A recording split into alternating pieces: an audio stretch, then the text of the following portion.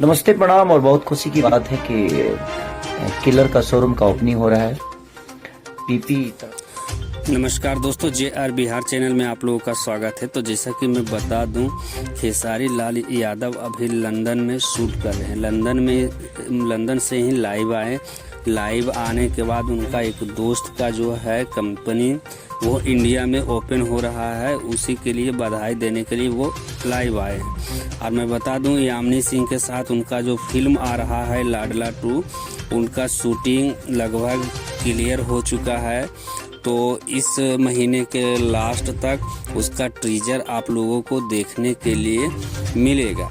और मैं बताना चाहूँगा कि खेसारी लाल का दरदिया सॉन्ग अभी रिलीज हुआ है, वो भी यूट्यूब पे तहलका मचा रहा है।